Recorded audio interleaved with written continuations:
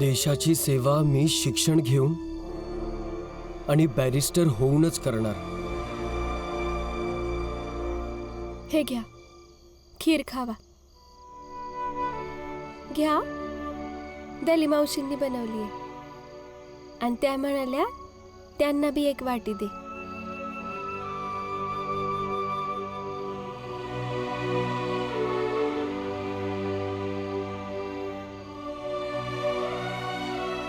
आज आई काय म्हणत होत्या की सैन्यात नोकरी कर म्हणून. तुम्ही नाही म्हणाले, बरोबर केलं. अजिबात सैन्यात नोकरी नका करू, कारण आई आणि नरोत्तम जोशी मिळून तुम्हाला अशा नोकरीमध्ये फसवायला बघतायत जेणेकरून तुम्ही परत कधी भी नाही शिकू शकणार. तुमच्या आयुष्यातून शिकणं कायमचं निघून जावं.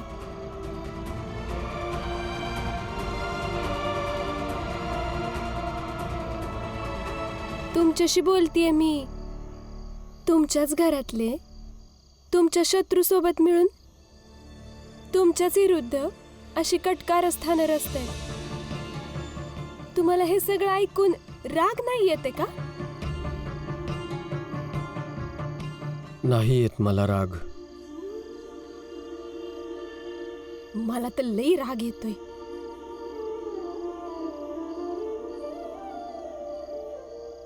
असं कर, तू इथे बस, मी तिथे उभा राहतो. ये. त्याने काय होणार आहे? ये तर बस.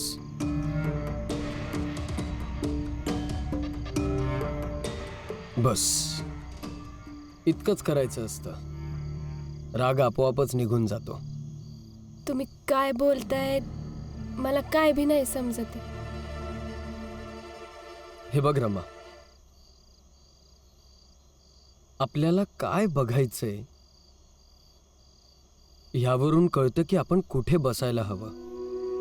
तू आता इथे उभी होतीस तर तुला हे सगळं दिसत होतं जे आता तुला दिसत नाहीये. आता तू ते बघतेस जे आधी मी पाहत होतो. हे बघ, दिसतोय ना चंद्र? तुझ्यासारखा सुंदर.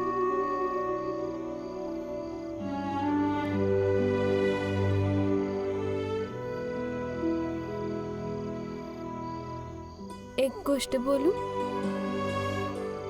तुम्ही ना लई समजूतदार आहात, पण मी तुमच्यासारखी समजदारी नाही दाखवू शकत. नाही राहू शकत? काही हरकत नाही. हे घे, खीर खा. खरंच खूप स्वादिष्ट बनवली आहे दली आजीने.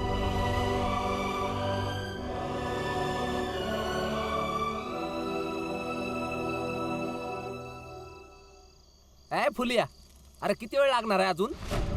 बस झालंच आहे, आता घेऊन येते. अर्ध्या रात्री बनते का जेवण आता? नाही नाही, आम्हाला वेळेवर झोपायला आणि वेळेवर खायला आवडतं, म्हणून यापुढे लवकर जेवण बनवत जा. अरे लवकर कर.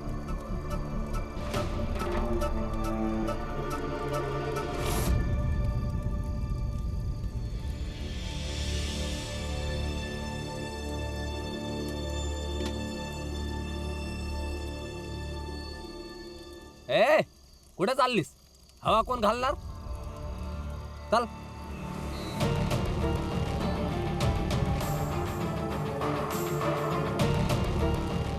चांगला आहे ना?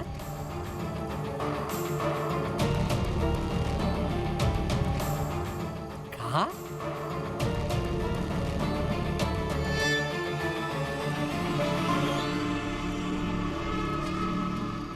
लग्नाच्या आधी तुम्ही घरी यायचे तेव्हा सगळ्यांपासून चोरून मला खाऊ घालायचे. आता तर हे घर तुमचंच आहे, बायको पण तुमचीच आहे. मग तुम्ही मला घास नाही भरवणार? भरवा ना घास. का नाही भरवणार? हं? घे. आता तू का थांबलीस? काम कर तुझा. हे घ्या ना.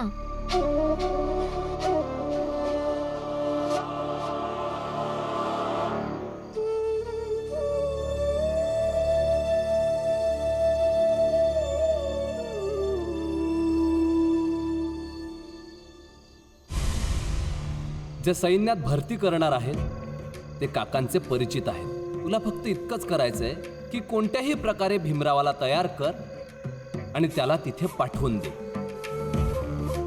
नाही, मी सैन्यात नोकरी नाही करणार.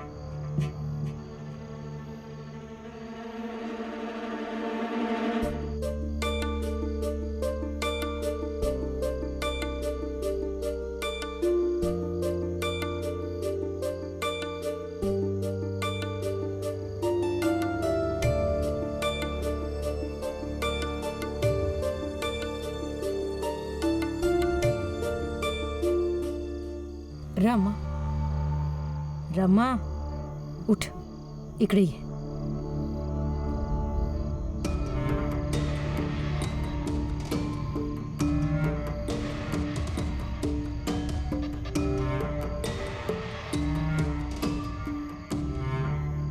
बघ रमा, मला वाटतं की भीमला तू समजवावं.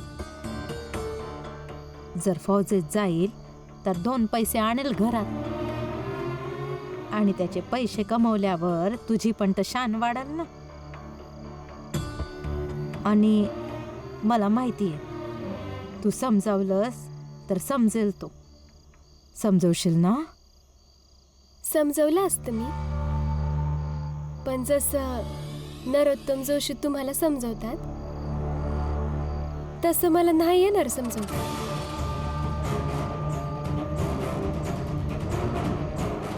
काय बोलतीयस तू हे सगळं? काय बी नाही बोलत आहे. मी तुम्हाला आणि नरोत्तम जोशींना बोलताना बघितले.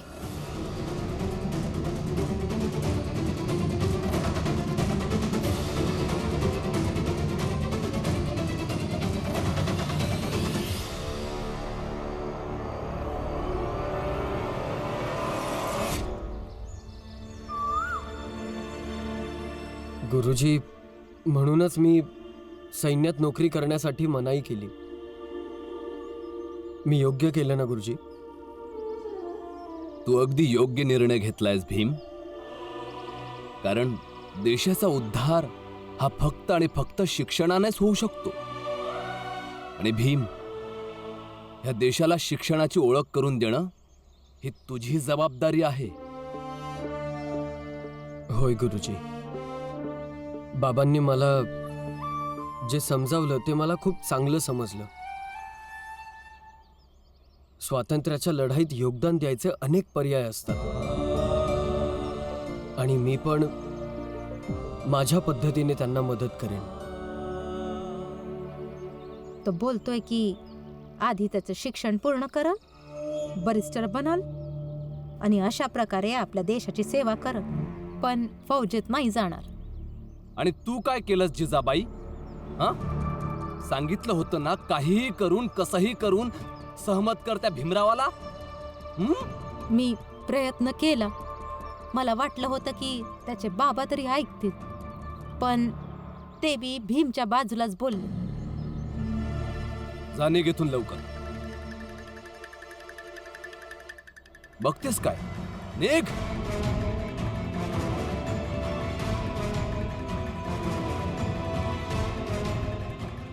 भीमराव, सोडणार नाही मी तुला. ऐका, भीमभाऊंना जर ती नोकरी करायची नाही, मग तुम्ही का नाही करत फौजेत नोकरी? नोकरीच्या शोधात इथं तिथं फिरण्यापेक्षा तर हे चांगलं आहे ना. काय बोलतेस तू लक्ष्मी? बाबांनी स्पष्ट शब्दात सांगितलं होतं, ऐकलं नाहीस का तू? हा, पण ह्यात वाईट काय आहे? फौजेत जे काम करतात ते चुकीचे असतात काय? मी जर बाबांना बोललो ना मला सैन्यात भरती व्हायचंय, तर ते आणि भीम विरोधच करतील. हा, मग सांगूनच टाका ना की तुम्ही जात लपून ही नोकरी करणार नाही. बघा, प्रत्येक नोकरीत बाबा आणि भीमभाऊ काही ना काही कमी काढतातच. मग काय आयुष्यभर तुम्ही फिरत राहणार? हे बघा, प्रत्येक निर्णय परिवाराच्या सांगण्याने घेणं हे गरजेचं नाही. बाकी बघा काय ते. जास्त बोलले तर तुम्हाला वाटेल मी भडकवते, पण मी तुम्हाला भडकवत नाहीये. फक्त जे मला बरोबर वाटतंय ते सांगते. रामजी, चल काम शोधूया. निघूया. आज थोडं लांब जाऊन काम शोधूया, कारण जवळपास कोणतं कामच भेटत नाहीये. काही हरकत नाही रामजी. आधीभर तर आपल्याला काम मिळवायला अडचण येत होत्याच, पण आपण प्रयत्न तर करायचोच ना. कुठे ना कुठे तर काम मिळायचंच. मग आता पण प्रयत्न करूया, कुठं ना कुठं काम मिळेलच. चल. बाबा,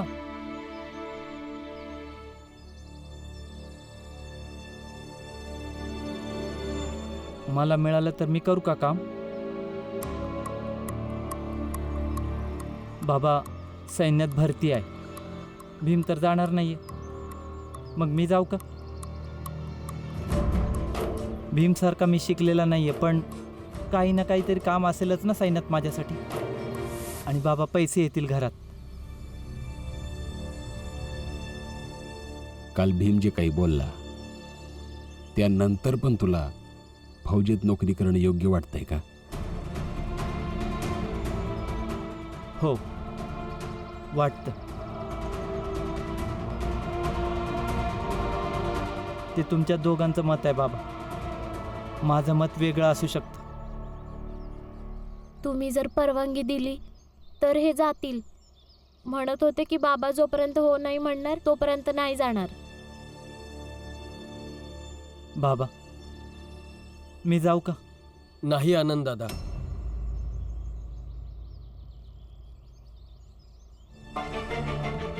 तू सैन्यात नोकरी करणार नाहीस. पण का नको करू? भीम, तुला नेहमीच असं का वाटतं की तुझंच म्हणणं बरोबर आहे? कारण माझं म्हणणं बरोबरच आहे आनंद दादा. इंग्रज गेल्यानंतर आपल्याला अजून लढाई लढावी लागणार आपल्या माणसांबरोबर. पण आपल्या माणसांशी लढल्या जाणाऱ्या या शेवटच्या लढाई आधी इंग्रजांचं या देशातून बाहेर जाणं पण गरजेचं आहे ना. आनंद भाऊ, फक्त सैन्यातच नोकरी क्षमा? मिळते का? तू इथे शिकू नकोस. गप्प उभी राहा नाहीतर जा. लक्ष्मी, ही काही पद्धत झाली बोलायची? माफ करा बाबा, पण आता जे भीमभाऊ म्हणत होते लढाईबद्दल ते ठीक आहे, पण घरात पैसे आले पाहिजेत ना. त्यांनी कमावणं महत्वाचं नाहीये. गरजेचं आहे वहिनी. बाबा, आता तुम्हीच सांगा, मी जाऊ की नको?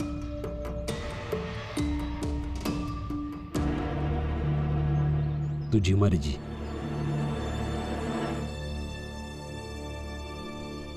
हो ठीक आहे, मग माझी मर्जी. मी जाणार. आनंद दादा, तू हे चुकीचं करतोयस.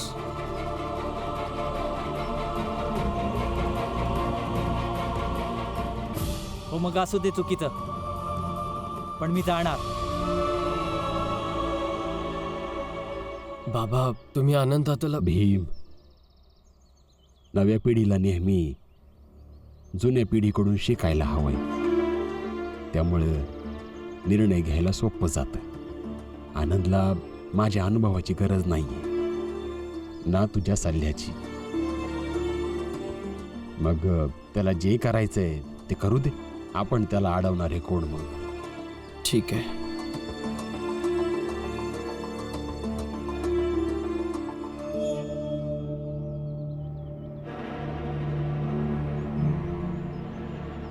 काय झालं?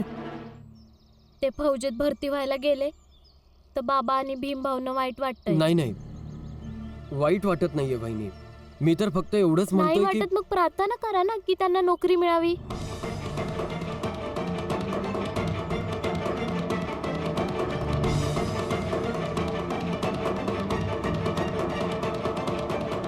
बोलतोय की सैन्यात भरती होणार नाही, पण शिकून मोठं बॅरिस्टर बनेल आणि बॅरिस्टर होऊन देशाची सेवा करणार. जोशीजी, या चाळीतल्या लोकांचं साहस वाढू लागलंय. अरे आनंद, तू कुठे चाललास लगबगीने? सैन्यात भरतीसाठी चाललोय. अरे तुला कोण घेईल सैन्या? हो, आणि तुम्हा लोकांच्या हातात कचरा आणि झाडूच शोभतो, बंदूक नाही. येणारी वेळ सांगेल. आपण पण मागोमाग जाऊया, बघूया सैन्यात कसा भरती होतो. नाही, जाऊ द्या त्याला. आधी भीमाला नोकरी मिळावी या बाबतीत मी शिफारस करीत होतो, परंतु तीच नोकरी आता आनंदला मिळावी यासाठी मी शिफारस करणार. पण आनंदच्या नोकरीसाठी वशीला आपण का लावायचा? तुम्हा लोकांना माहिती आहे,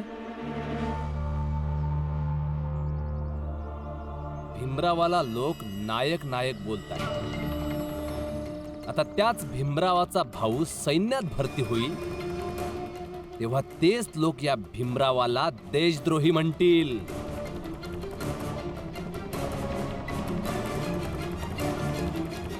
कारण की त्याचा भाऊ सेनेत सामील झालाय. कॉलेजमध्ये खुदाबख्श गुरुजी, नामजोशी गुरुजी हे सगळे म्हणायचे की भीमराव इतिहास घडवेल.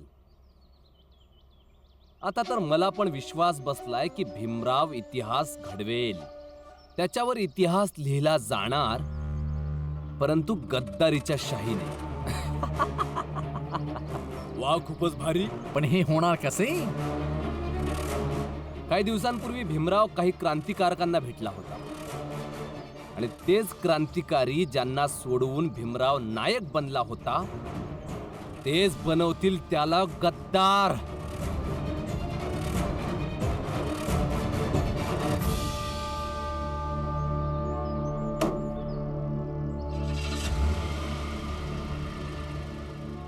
आनंदला का नाही थांबवलंस तू जाण्यापासून? फौजेत भरती होण्यासाठी गेला.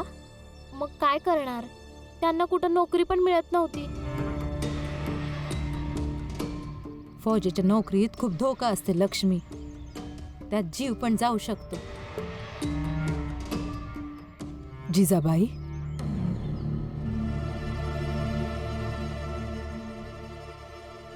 भीमाला तर पाठवत होतीस, त्याच्या जीवाची तुला काही किंमत नव्हती. भीम चांगला शिकलेला आहे ताई, त्याला तसंही ऑफिसरची नोकरी मिळाली असती. आनंद तेवढा शिकलेला नाहीये, त्याला तर लढावंच लागणार ना. आता लागलं तर लागलं. तसं पण आम्हाला समजवणारे खूप लोक आहेत. हे काम असं करू नको, हे लपवू नको. तसं तर बाबा आणि भीमभाऊ सारखं हे पण भटकतच राहतील. कमीत कमी ह्यात रिटायर झाल्यानंतर पेन्शन तर मिळत राहील. तुला कळत कसं नाहीये लक्ष्मी?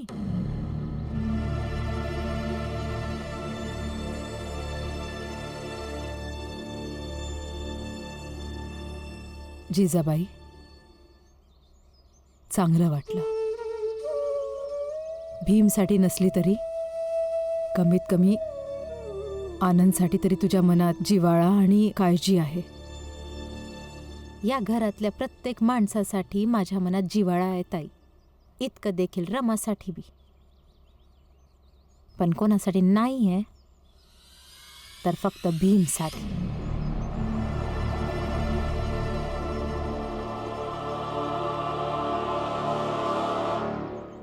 हे बघ, मी आज तुला कपड्यांना इस्त्री करायला शिकवतो. हा? ठीक आहे.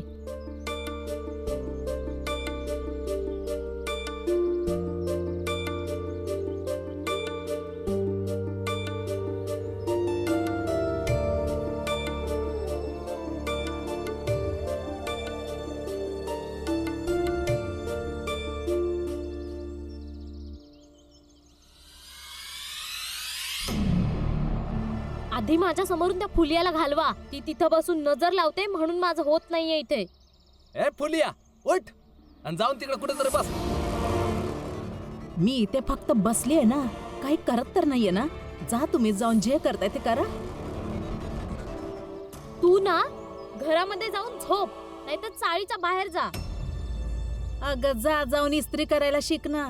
माझ्याशी वाद घालून काम तर जमणार नाही ना. मी शिकेन नाही तर नाही शिकणार, पण तू आमच्या दुकानासमोरून निघून जा. आमचं दुकान? हे माझं दुकान आहे. मी माझ्या घामाने कष्टाने उभं केलंय हे दुकान, म्हणूनच या दुकानाची मालकीन मी हाय. आता हे दुकान माझं आणि या नूतनचं हाय. तुम्ही दुकानाला पण तुमच्यासारखं समजलत का? प्रत्येक जण ना तुमच्यासारखं विश्वासघातकी आणि खोटारडा नसतो जो उलटून पडतो. कसं सांग जरा. दुकानाने काय वचन दिलंय तुला? सांग मग ह्या दुकानाला की हे बोलायला की तुझ्या सोबत आणि माझ्या विरोधात आहे. नूतनजी, दुकानाला बोलता आलं असतं ना तर नक्कीच बोललं असतं, म्हणून उगाच वाद घालू नका. हा, तू नक्कीच ये आमच्या मध्ये बोलायला. अरे जा आणि जाऊन आपलं काम करत बस. तू आतमध्ये जाऊन झोप, नाही तर बाहेर निघून जा. पण निघून जा इथून. फुलिया काकी का जातील? हे बघ, दुकानानेच दाखवून दिलं फुलिया काकी त्याच्यासाठी काय आहे. आणि नूतनजी, ह्या दुकानाला दुसरं कोणी नाहीच आवडत. अशी काय बघतीये? माग बघ, मग समजून तुला मी काय बोलते ते.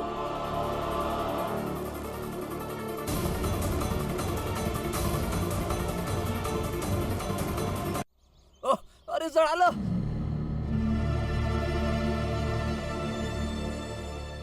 नवीन कपडा जाळून टाकला. एवढी पण अक्कल नाहीये तुला? आता याची भरपाई द्यायला लागेल.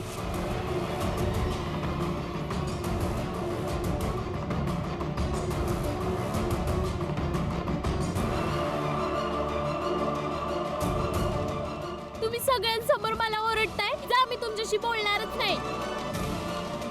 नूतन, ए,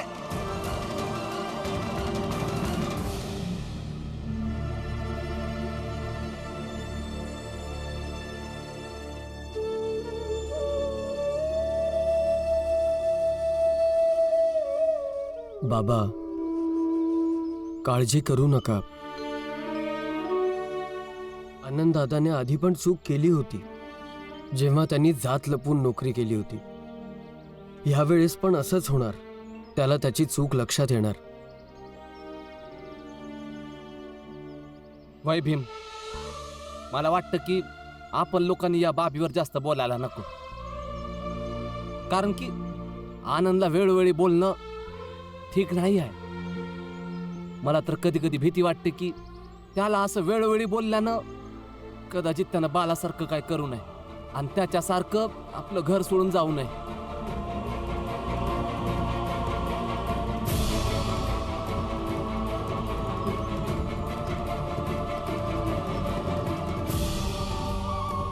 नाही, मी आनंद दादाला बाला दादासारखं बनू नाही देणार. मला काहीतरी करायला हवं.